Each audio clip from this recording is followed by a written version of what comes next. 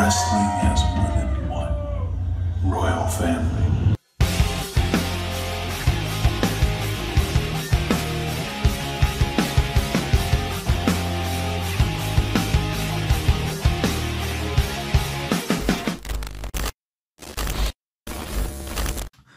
J'étais prêt, là, maintenant, à commencer cette review de Monday Night Raw.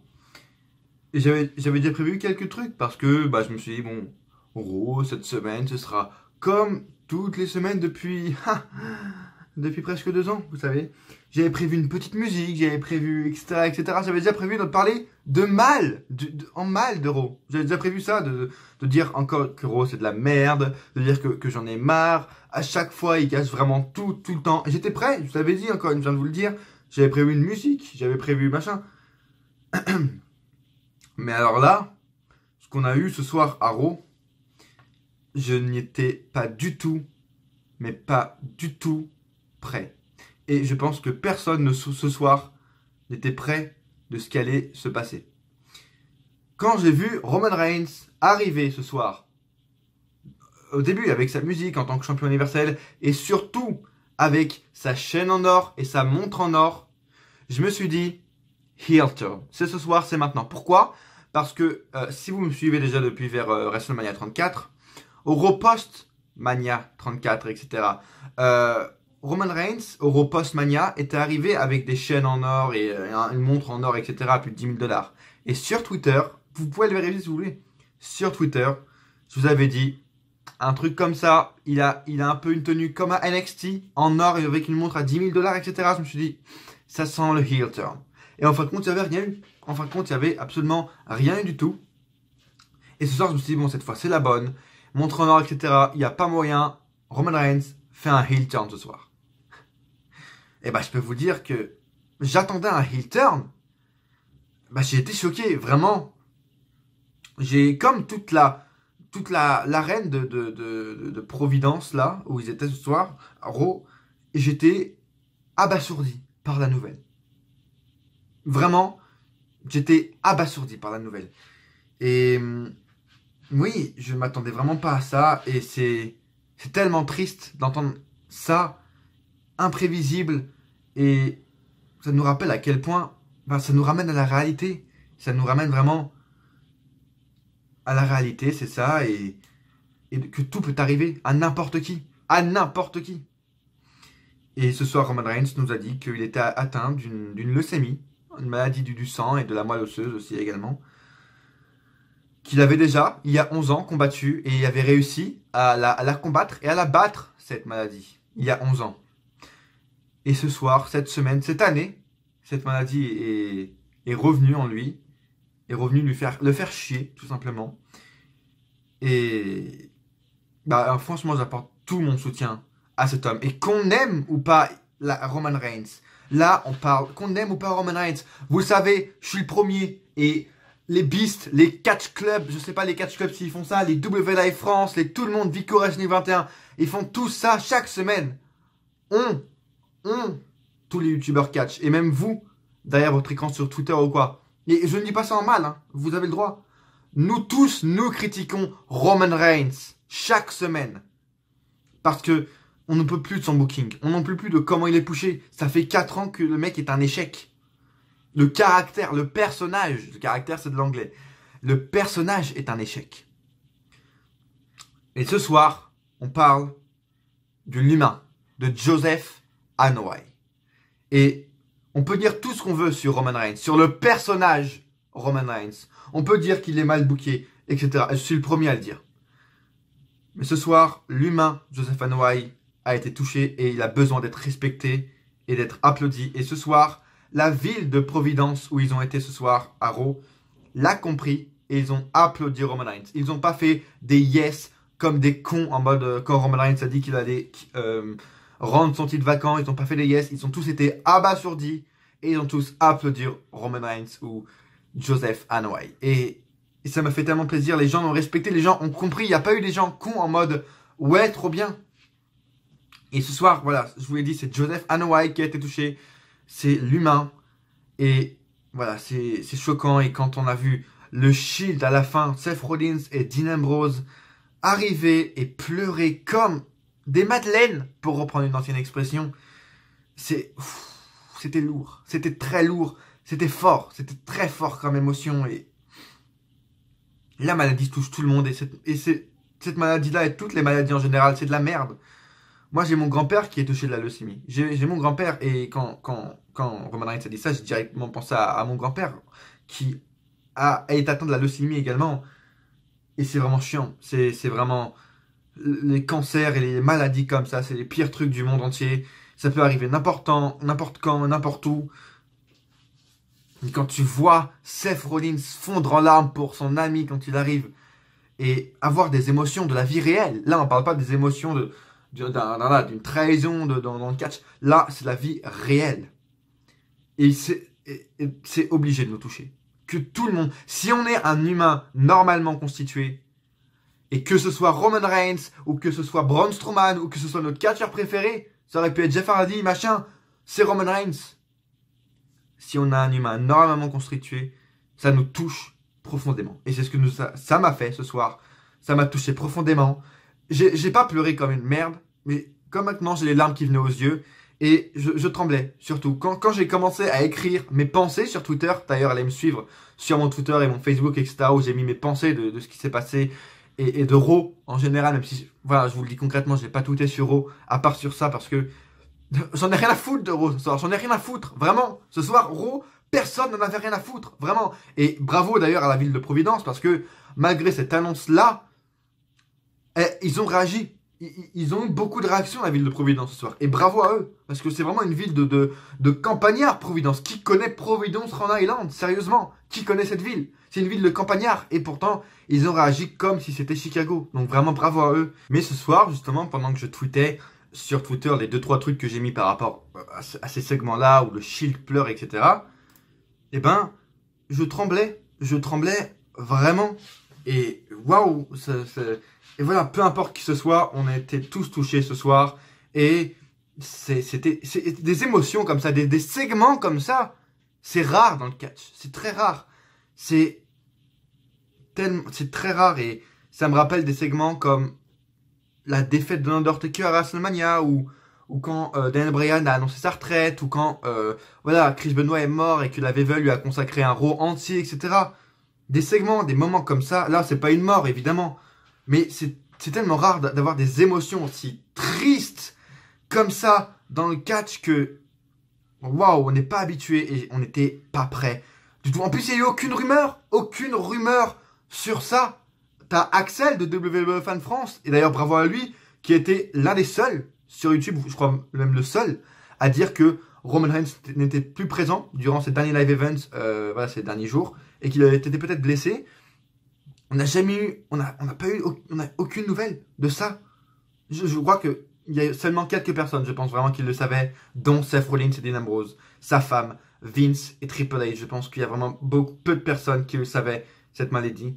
Et je pense que même les superstars qui ont tweeté, d'ailleurs beaucoup de superstars WWE et Indie ont tweeté ce soir pour soutenir Roman Reigns, c'était très beau. Et ben je pense que personne ne le savait, et je pense que toutes les superstars WWE ce soir ont été comme nous, sous le choc d'apprendre cette nouvelle.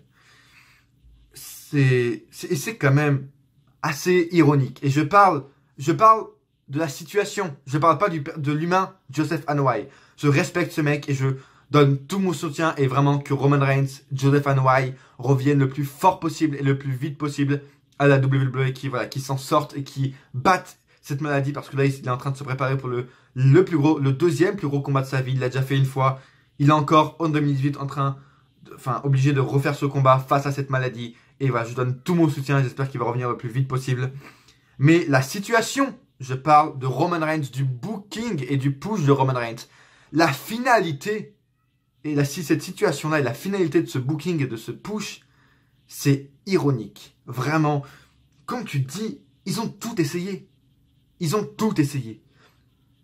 Que Roman Reigns batte lui, que The Rock vienne pour essayer de faire acclamer Roman Reigns, ils ont reconstruit le Shield pour Roman Reigns, et j'en passe. Ils ont construit Brock Lesnar comme un putain de heel pour Roman Reigns. Ils ont fait toute cette rivalité pour Roman Reigns. Quand tu dis tout ce qu'ils ont réalisé, tout ce qu'ils ont entrepris, pour Roman Reigns. Pour rendre over Roman Reigns finalement. Pour le rendre over aux fans, aux yeux des fans. Vraiment, les gens pensaient, ouais, pour sauver ce booking et Roman Reigns, ils font un heel turn. Les gens disaient, ouais, on pourra jamais sauver ça. Ce push-là durera jusqu'à ce que Vince, délaisse son travail et accorde Triple H, accorde Raw et SmackDown à Triple H. En gros, qu'il accorde, voilà, les directions de Raw et SmackDown à Triple H. Et voilà, c'était des solutions comme ça. Mais qui aurait cru un jour, déjà que que la finalité de ce booking et que la fin de ce push et de ce booking soit à cause comme ça. Je veux dire, qui aurait cru un jour que la finalité de ce booking se terminerait par une maladie? Et qui aurait cru un jour que Roman Reigns serait over grâce à une maladie? Parce que maintenant, Roman Reigns, quand il va faire son retour, ce sera le plus gros babyface. Il y aura personne, je pense, parce que tout le monde est assez lucide pour comprendre ce qui arrive à l'humain, Joseph Anoa'i, et les gens sont assez lucides pour comprendre que là, c'est plus du catch, c'est de la vraie vie. Et on voyait même les enfants ce soir qui étaient en train de se dire, putain, qu'est-ce qui arrive là en ce moment? Et voilà, tout ça, tout ce qu'ils ont entrepris. Et c'est assez ironique de voir que cette finalité-là, la fin de ce booking, la fin de cette histoire avec Roman Reigns, c'est cette maladie qui va le rendre over. Et que quand il va faire son retour, je ne sais pas quand ce sera, à la fin de l'année, est-ce que ce sera avant WrestleMania ou pas, je ne sais pas. Et quand il va faire son retour, le mec sera sûrement le plus grand babyface, le plus gros babyface. Il se recevra pour la première fois de sa carrière une pop, une vraie pop. Et le mec sera over. C'est vraiment ironique comme situation. Et quand tu te dis, waouh, et c'est vraiment un miracle. Et entre guillemets, c'est un miracle, je veux dire. Je pense que Dieu a vu Vince en chier avec Roman Reigns et il s'est dit, putain, je peux pas le laisser comme ça. Le pauvre Roman Reigns, il en chie, il vient d'avoir une maladie. Et je pense que par un geste miraculeux de Dieu, le mec va être over quand il va faire son retour. C'est un miracle. C'est un miracle. Et vous savez, beaucoup de gens ne croient en rien au niveau des religions et tout, comme moi j'en fais partie. Et ben je pense qu'après ça, ce soir, je pense que des gens vont commencer à croire à quelque chose, à un Dieu. Parce que là, ce qui vient de se passer ce soir, Roman Reigns qui est adulé et la fin de cette histoire, c'est un miracle. Enfin bref, je souhaite vraiment tout, je donne tout mon soutien à Roman Reigns. Je donne toutes mes, voilà, je prie pour Roman Reigns, etc. Je donne vraiment tout mon soutien. J'espère qu'il va se rétablir au plus vite. J'espère qu'il battra cette maladie de merde au plus vite. Vraiment. Et ce qui est, voilà, indirectement également, Roman Reigns a fait du bien à Raw. C'est con et c'est dur de dire ça, mais en partant comme ça, en délaissant son titre, Roman Reigns a fait du bien à Raw parce que toute la WWE et tout le show, surtout tout Monday Night Raw et toute la WWE était construite autour de Roman Reigns. Tout Raw, depuis des mois, depuis des années, Monday Night Raw est construit autour de Roman Reigns. Le Shield qui s'est reconstruit en 2017, le Shield maintenant qui s'est réuni en 2018, Braun Strowman qui a tourné heel pour Roman Reigns, Drew McIntyre et Dolph Ziggler qui étaient champions par équipe parce qu'ils ne sont plus pour Roman Reigns. Tout était pour Roman Reigns, tout était construit autour de Roman Reigns. Et ce soir, c'est comme si on avait libéré les chaînes de Monday Night Raw. C'est comme si Raw venait d'être libéré de prison. Raw venait de se libérer de prison, elle venait de casser les barreaux, elle venait de s'enfuir de prison. Et je ne dis pas ça, je ne critique pas Joseph Anoa'i, je ne critique pas Roman Reigns, mais je dis que maintenant, tout est tellement plus libre pour Raw. Tout est tellement plus possible pour Raw, vous imaginez? Monday Night Raw pendant quelques semaines, quelques mois, qui va pouvoir se refaire une santé sans Roman Reigns. Et encore une fois, je n'ai rien contre Roman Reigns. Je ne dis pas que c'est bien ce qui lui arrive, c'est horrible ce qui lui arrive. Mais je parle du booking qu'il a. Et sans ce booking-là, sans cette overpush, ça va faire du bien à Monday Night Raw. En réalité, ça fera du bien.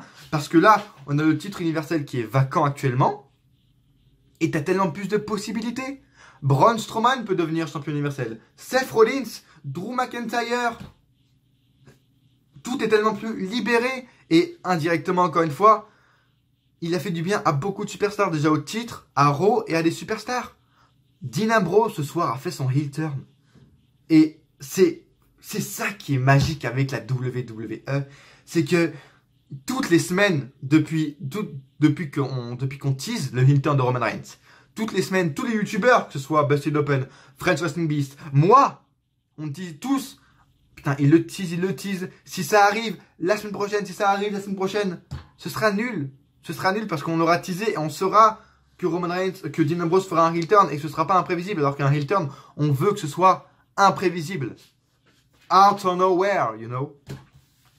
Et c'est ça qui est magique avec la WWE. Malgré toutes les situations qui puissent arriver. Roman Reigns qui a une maladie et qui doit se retirer. Malgré tout ça, les mecs arrivent à ce qu'on aime ce heel turn de Dean Ambrose. Parce que ce soir, ce heel turn était tellement bien construit. On peut se l'avouer. Au début du show, t'as Seth Rollins et Dean Ambrose qui chialent comme des merdes. Et maintenant, pas Dean Ambrose, Seth Rollins qui chiale comme une merde en mode il est déçu pour son ami et tout, c'est sa vie qui s'effondre. Et t'as Dean Ambrose à côté qui est comme stoïque, qui, entre guillemets, retient ses larmes et qui est stoïque face à ce qui arrive à Roman Reigns. Et bon, moi je m'étais fait spoiler le heel turn dès le début du show. Donc je savais ce qui allait arriver, mais pour les gens qui ne savaient pas ce qui allait arriver, voilà. Les plus lucides pouvaient se demander, putain, mais qu'est-ce que fait Dean Ambrose? Pourquoi il pleure pas? Et à la fin du show, les mecs, Dean Ambrose et Seth Rollins gagnent les titres par équipe. Ils sont les nouveaux champions, entre guillemets. Les nouveaux champions par équipe. Et après ça, t'as Dean Ambrose qui turn sur Seth Rollins. Alors que tu viens de montrer des émotions réelles. Là, tu viens de faire un pas dans la vie réelle. Le kayfabe a été cassé, entre guillemets, même si c'est des vrais amis. Le kayfabe a été cassé, t'as Seth Rollins qui pleure comme une merde, etc. Et Dean Ambrose profite de ce soir-là, de cette fébrilité de Seth Rollins et de la fébrilité du show et de l'équipe du Shield actuellement pour effectuer son heel turn. Et c'est fou comme, malgré toutes les situations, la WWE s'en sort toujours. C'est ça qui est bon avec la WWE. Et ce heel turn, j'ai pas envie de dire qu'il était out of nowhere, mais tu te dis, il y a peu de chances qu'il le fasse ce soir dans ce Monday Night Raw-là, dans cette situation. Tu vois, où Roman Reigns part parce qu'il a une maladie, Seth Rollins qui pleure comme une merde, il y a peu de chances qu'il le fasse ce soir, tu vois, parce que la vie réelle a été touchée. Et ils le font ce soir. Et là, on nous construit un vrai lunatique Dean Ambrose heel. Parce que quand Dean Ambrose a fait son heel turn, a fait son Dirty Deeds, après le mec était en mode, ah putain, mais qu'est-ce que je me fais? Pourquoi? Le mec venait de turn un heel et il se demandait en mode, mais pourquoi j'ai fait ça? Pourquoi? Et après il demandait à Seth Rollins, il a fait un Dirty Deeds, mais pourquoi je fais ça et tout? Dis-moi! Énorme! Et là, on construit Dean Ambrose en putain de heel. Lunatique! Parce que le mec fait des choses et après il agit et après il réfléchit en mode, pourquoi je fais ça? Pourquoi? C'est beau, putain! C'est un beau heel turn que Dean Ambrose vient d'effectuer ce soir. Dans la pire situation que le Shield a pu être, c'est ce soir-là que Dean Ambrose choisit pour faire son heel turn. Dans la pire situation et dans le pire soir pour le Shield. C'est ça qui est beau, putain. Et évidemment, encore une fois, c'est horrible ce qui arrive à Roman Reigns. Mais ce heel turn de Dean Ambrose est magnifique. Et cette situation-là ce soir peut nous amener à un des plus gros heel turn, un des plus gros heel de l'histoire. Parce que là, tu peux nous construire une histoire en mode Dean Ambrose qui turn heel le soir où Roman Reigns annonce sa maladie. Donc du coup, Seth Rollins sera hyper énervé. Et Dean Ambrose sera un lunatique. Du coup, il comprendra pas. Du coup, il continuera à faire le fou. Et tu peux construire une rivalité de fou entre Seth Rollins et Dean Ambrose hyper personnelle et hyper unique surtout. Hyper unique. Ce sera pas une rivalité de nouveau heel, de heel turn normal. Ce sera unique. Et c'est ça qui est beau, putain. C'est ça qui est beau. Et c'est ça le catch, bordel. C'est ça le catch. Putain. Donc bref.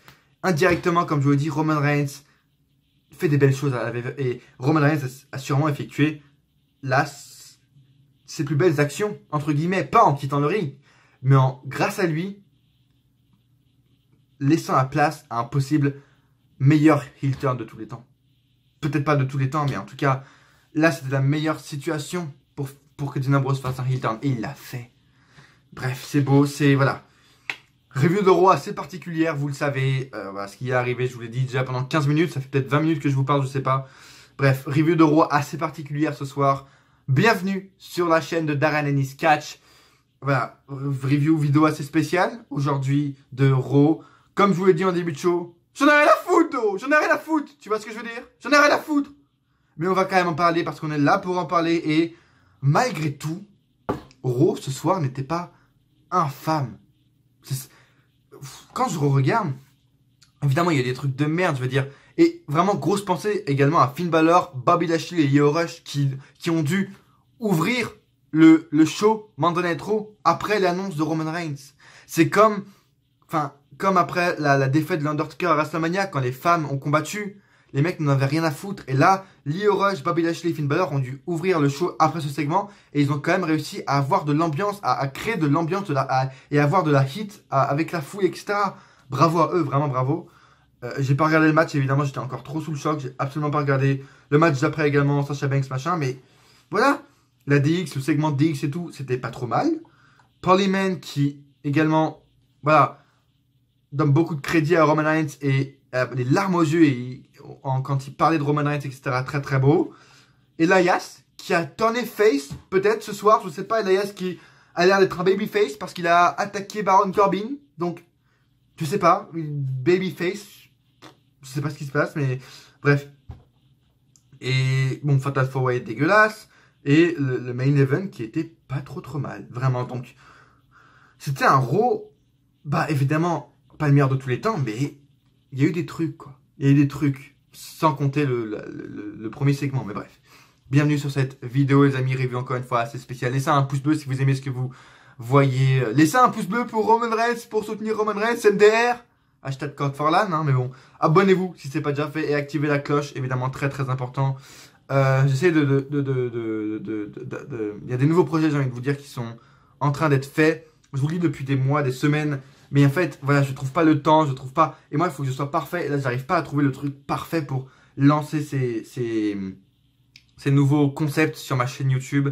J'espère qu'ils arriveront plus vite. En tout cas, restez connectés. Donc, activez la cloche, c'est très très important. Suivez-moi sur tous les réseaux sociaux qui sont là. Twitter, pour avoir mes reviews, mes réactions directes de Raw, de SmackDown, de toutes les news qui passent chaque jour dans le catch. Facebook, pour avoir des miniatures en exclusivité et mes réactions également si vous n'avez pas Twitter. Allez sur mon Facebook, Snapchat, allez me suivre si vous voulez me poser des questions, tout simplement, sur tout, sur rien. Allez me suivre sur tous les réseaux sociaux, c'est très très important.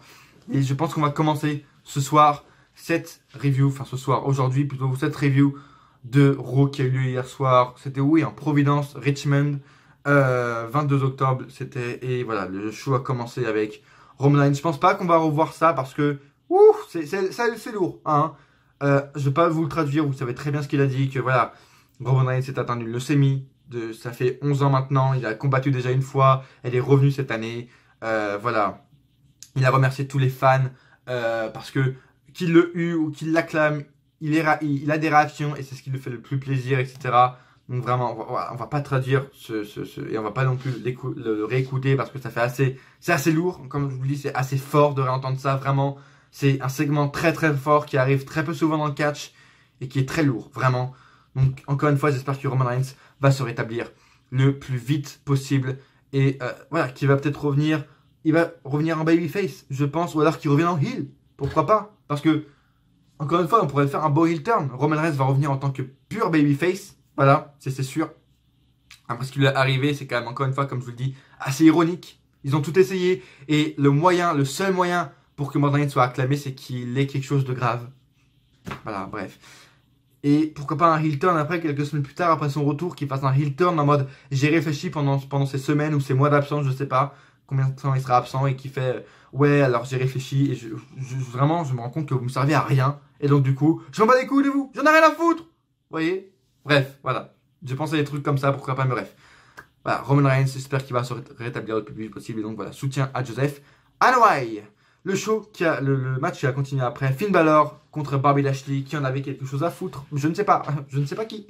Accompagné de Lio Rush, je crois, voilà. Et c'est ça qui est fou, c'est que le public a quand même réagi pendant ce match. Alors que, voilà, tout le monde était abasourdi, vraiment. Et comme à la fin du show, où Dean Ambrose a tourné heel, il n'y avait pas eu de réaction en mode oh my god, etc. Il n'y avait pas eu de réaction comme ça. Quand tu regardais la tête du public, le public, quand Dean Ambrose a tourné heel, les gens étaient bouche bée. Ils étaient abasourdis comme au début du show. Et c'est fou. Ils ont réussi vraiment à créer une émotion. Ce soir, la WWE qui est folle, vraiment. Bref, Finn Balor gagne le match face à Bobby Lashley. Voilà, rien à foutre. De retour en coulisses, t'as Dolph Ziggler qui parle avec Drew McIntyre. Ziggler dit qu'il remercie McIntyre pour son aide. McIntyre dit qu'il savait que Strowman allait venir contre lui. Il devait choisir entre tuer ou se faire tuer. Ziggler dit que ce soir, ils doivent défendre contre Ambrose et Rollins les titres et continuer de montrer qu'ils sont les meilleurs. Comme à Crown Jewel lorsqu'il va gagner la Coupe du Monde, McIntyre dit que Strowman a plus besoin d'eux que le contraire et il n'a pas peur de Strowman et Ziggler n'a pas besoin de s'inquiéter. Prochain match, Sasha Banks affronte Ruby Riott parce qu'on a appris que, évidemment, à Evolution, on aura un six-woman tag. On pouvait pas se passer d'un six-woman tag à Evolution. Voilà, c'est le tout premier, le first ever All Women's Pay-Per-View. Donc évidemment, on pouvait pas, il n'y en avait pas encore annoncé. C'était bizarre quand même, c'était assez bizarre. On ne peut pas se passer d'un six-woman tag au premier pay-per-view féminin de l'histoire. C'est pas possible, donc voilà. À Evolution, on aura un six-woman tag entre Sasha Banks, Bayley et Natalya face à Riot Squad. Voilà. Ça c'est juste pour placer Sasha Banks et Bayley parce qu'elles ont fait des choses. Voilà, c'est tout. Bref. Donc Sasha Banks, non, Ruby Riott a gagné face à Sasha Banks ce soir. Voilà, rien à dire de plus. En coulisses, Nia Jax dit qu'à Evolution, le monde va voir que les femmes peuvent faire ce qu'elles veulent. Elle était la championne. Elle était le championne, bref. Pas français encore une fois. Elle était la championne et gagner le Battle Royale dimanche va l'approcher dans notre combat pour lui. Bref, voilà, on s'en met les couilles. La DX arrive ensuite, et vraiment la DX qui arrive également et qui se réunit pour la première fois. La DX qui fait son entrée avec le theme song de DX pour la première fois depuis longtemps, depuis des années, dans une situation pas très confortable. Hein. Mais ils ont quand même réussi à avoir de la pop, comme je vous l'ai dit, vraiment bravo à la reine de Providence qui a réagi de fou, vraiment, alors que voilà, c'était vraiment une situation difficile ce soir. La DX arrive ce soir. Triple H dit que des gros mots ont été dits. Waouh! L'un des mots était peur. La peur d'enlever son costard et quitter son bureau, ou la peur qui a gardé Sean à la retraite. Triple H dit qu'il a une news. Ça prend plus pour leur instaurer la peur. Prendre une GoPro, se filmer devant un escalier, les menacer ne leur fait pas peur, évidemment en parlant de l'Undertaker, hein, évidemment. Sean dit qu'il y a de la nostalgie de retour et c'est une façon polie de dire vieux. Triple H approuve et qu'il y a 2 semaines, ils ont rempli un stade à Melbourne pour les voir.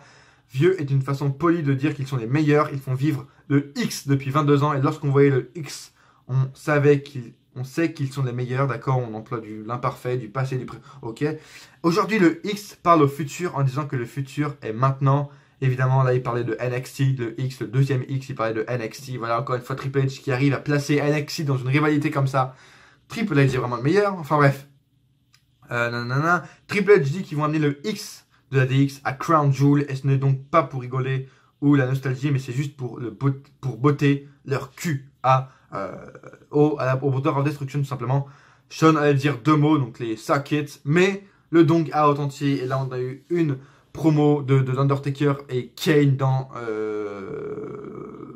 j'ai oublié le mot dans pas un cercueil dans un mais attendez les gars j'ai un trou de mémoire dans un cimetière. Oh putain, je suis allé chercher dans celui-là, hein, les gars. Je suis allé, pouce bleu pour ça, vraiment pouce bleu.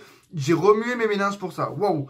Dans un cimetière, voilà. Hein, Undertaker et Kane ont fait une promo dans un cimetière où voilà, ils disent, il y avait les tombes de Triple H et de Shawn Michaels côte à côte. Et voilà, promo bien, mais assez basique quand même. Et Undertaker a dit qu'ils allaient reposer en paix, machin, vous le savez. Vous connaissez les bails toi-même, tu sais.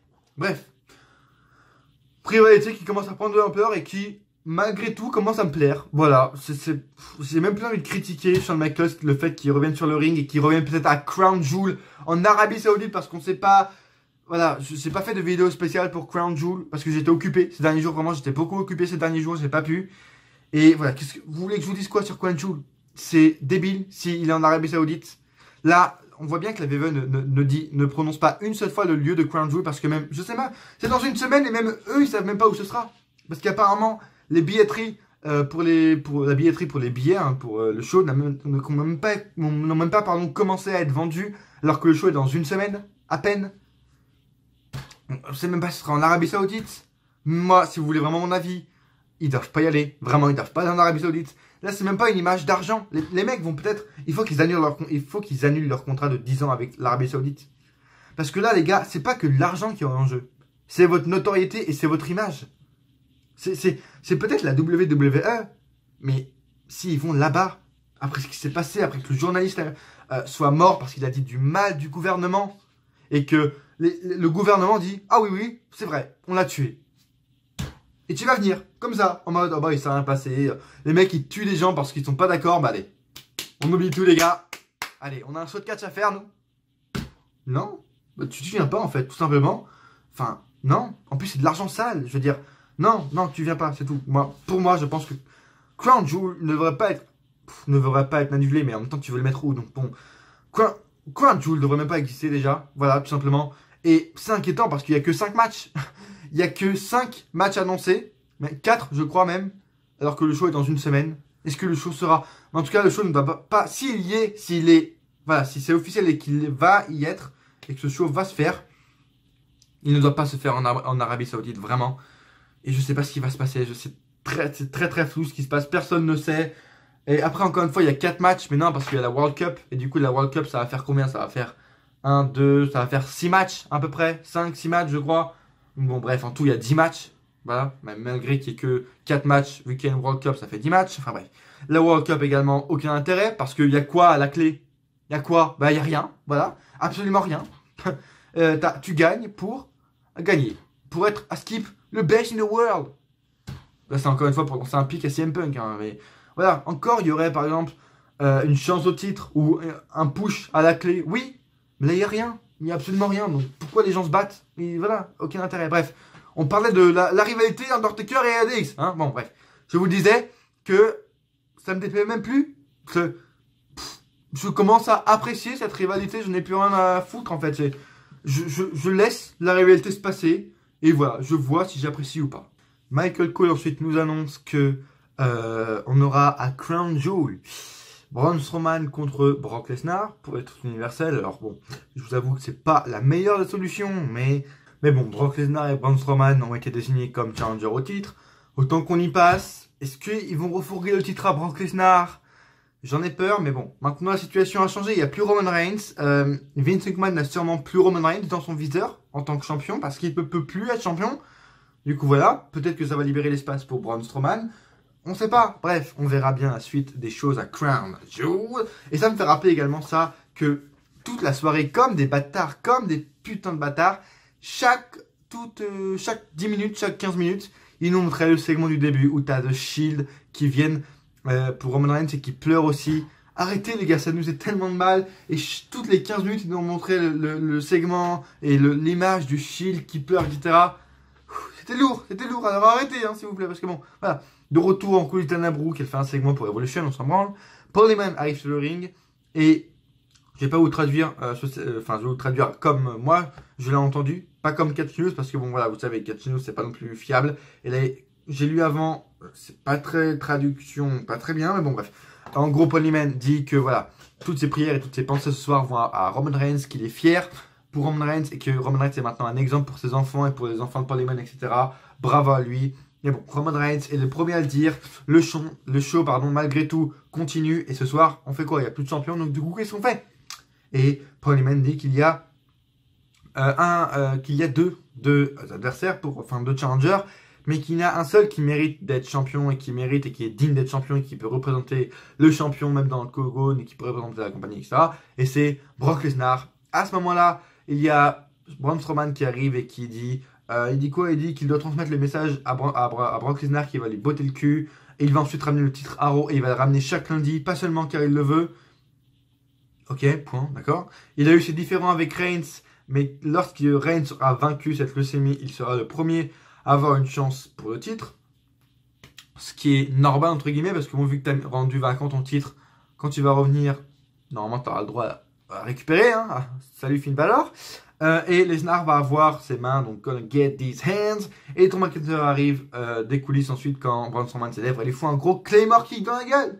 Et c'est ça qu'on aime. Drew McIntyre en mode qui dirige, qui domine, qui est un nouveau main eventer. Et Drew McIntyre est en train sûrement de se diriger vers le main event, vers la scène du main event. Et c'est très bien, maintenant qu'on n'a plus Roman Reigns dans nos pattes, le booking de Roman Reigns, l'overbooking, on peut commencer à penser, pourquoi pas, un Drew McIntyre champion, au universel.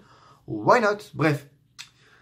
Dans coulisses, Dolph Ziggler félicite Drew McIntyre pour ce qu'il a fait. Charlie Caruso arrive et demande s'il a peur des conséquences de son geste. McIntyre répond que non. McIntyre dit que c'est le problème du roster actuellement. Ils ont toujours peur de faire ce qu'il faut. Strowman a reçu le coup de pied de la réalité et il va connaître la réalité lorsqu'il va se réveiller. Strowman a besoin d'eux. Maintenant, ils peuvent se concentrer sur leur combat des titres par équipe qui arrivera plus tard dans le main event du show.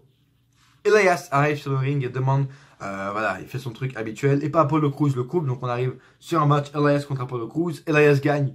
Ok, pourquoi vous montrez Apollo Crews depuis 2 semaines en mode, voilà, underdog, si c'est pour le faire perdre? Je comprends pas.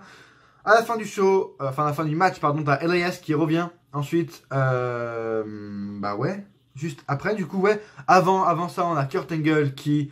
voilà, qui fait une promo sur la World Cup de Crown Jewel et qui décrit chacun de ses adversaires en mode alors lui il fait ça, oui bah c'est bien, cool. Bref, voilà, et ensuite on a Elias qui arrive, qui revient sur la scène et il dit qu'il se sent bien après la victoire et qu'il va donc revenir et nous donner une chanson qu'il a écrite. Et là, la musique de Corbin commence à retentir, il dit à Elias simplement qu'il a des trucs à dire plus importants que ça, donc il demande à Elias de se casser. Elias fait quand même sa musique, il l'écoute pas. Corbin dit vraiment de se casser, sinon il va être viré. Elias donc commence à partir. Et après, dès que Corbin a le dos tourné, il lui faut le gros coup de guitare dans le dos d'Elias. Et bah, Elias a fait un face turn, je sais pas. On peut pas se fier au public parce que le public veut toujours voir Elias. Donc ce soir-là, il l'acclamait. Mais voilà, je sais pas. Est-ce qu'il a fait un heel turn parce que là, il s'attaque au heel, Baron Corbin. En plus, Elias ensuite est revenu parce qu'il avait envie de parler à ce public. Enfin bref. Elias face, je sais pas, ça, je veux pas. Après voilà, il sera pop, mais Elias est là pour voilà, des grosses punchlines, donc je sais pas. Est-ce qu'Elias a fait un face turn ce soir? Bref, voilà. Du coup, ensuite on quitte pour revenir et on nous présente une rivalité, la vidéo Nikki Bella, Ronda Rousey, on s'en bat les couilles. Michael Cole accueille ensuite Ronda Rousey et Nikki Bella pour la signature de contrat. Ça part en couille. Ronda Rousey, elle veut frapper Nikki Bella, mais elle dit allez, ce soir je vous frappe pas, donc venez sur le ring. Nikki Bella commence à parler mal de la mère de Ronda Rousey. Elle dit que Ronda Rousey n'a pas tenu les promesses qu'elle a promis à sa mère, etc., etc. Et Ronda Rousey après répond que voilà, fous ta main de ma gueule, mais en tout cas ce dimanche à Evolution, je vais te botter le cul et je vais arrêter ta carrière aussi rapidement qu'elle a commencé. Bref, voilà. Enfin, c'est un truc comme ça, bref, qu'elle a dit. Oui, en gros, Nikki Bella a dit que sa mère va penser que lorsqu'une diva va la vaincre pour le titre, Nikki, elle gifle également Ronda Rousey. Et Ronda Rousey signe et dit que dimanche, elle va terminer Nikki. D'accord. Je crois qu'il y avait quelque chose de plus. Enfin bref. Voilà. Ronda Rousey lui donne sa parole parce que dans la promo, il y avait une sorte de parole. Voilà, bref, on s'en bat les couilles. Et on en a rien à foutre. Hein. Bref, voilà. De cette rivalité, de ce match qui sera sûrement en main event. Donc ça prouve bien l'importance que la WWE met dans Evolution. Voilà, à mettre Nikki Bella. Hein, ni Bella is Misto number 1. Vous le savez, vous comme moi. En coulisses, Charlie Caruso interview Seth Rollins et Dean Ambrose pour leur réaction. Dean Ambrose dit que c'est impossible à décrire ce qui se passe ce soir. Lorsqu'ils ne savent pas quoi dire, ils doivent continuer ce qu'ils font, c'est-à-dire gagner. Seth Rollins dit que ce soir, ils vont battre Dolph Ziggler et Drew McIntyre pour devenir les nouveaux champions pour Roman Reigns. Et il faut believe that. Fatal 4-Way, on n'a rien à foutre. Nia Jax contre Tamina, contre Dana Brooke, contre Ember Moon. Voilà, pour teaser la Battle Royale qui aura à Evolution. Où il y aura Michelle McCool, Maria Kanellis, Alundra Blaze. Voilà, ouais. Encore voilà, une Battle Royale qui a aucun sens. Et ils veulent la faire parce qu'il faut la faire et parce qu'il faut mettre toutes les Women's. Voilà. À la clé d'ailleurs de cette Battle Royale, on aura, enfin, la gagnante de cette Battle Royale aura une chance au titre. On a appris ça ce soir, cool. Et bon, bref, on en a toujours rien à foutre. Et c'est Ember Moon qui gagne en 1 minute 30, ce Fatal 4-Way. Voilà. Quelque chose à foutre, vous? Non, moi non plus. Bref. Ensuite, on a un segment avec Titus O'Neil et voilà, il fait une promo avec pour le cancer du sein, pour soutenir le cancer du sein. Il y a toutes les femmes qui sont, enfin, quelques femmes qui sont atteintes du cancer du sein qui sont là avec Titus O'Neil sur la rampe d'entrée, etc. Voilà, segment assez cool. Bon, bref, que j'ai sauté, j'ai pas vous le cacher, j'ai sauté ce segment parce que je n'ai rien à foutre. Et encore, ensuite, en coulisses, Charlie Caruso est là. Hein, Charlie Caruso a fait tout le show. Et elle est là avec Trish Stratus et Lita pour avoir leurs commentaires sur Evolution. Trish dit qu'elles sont des multiples championnes et qu'elles font face à des jeunes du lycée Evolution n'est pas seulement sur les petites disputes. Lita dit qu'elles sont prêtes pour cet affrontement et encore une fois, elles vont gagner leur bataille. Alicia Fox arrive et dit que Bliss et James vont faire l'histoire en les renvoyant à la maison. Lita dit que c'est adorable, machin, machin. Et là, ça part en couille entre Alicia Fox, Mickie James, Lita et Trish Stratus. Voilà, blablabla. Ça part dans les parrains, dans les machins, machin, bref.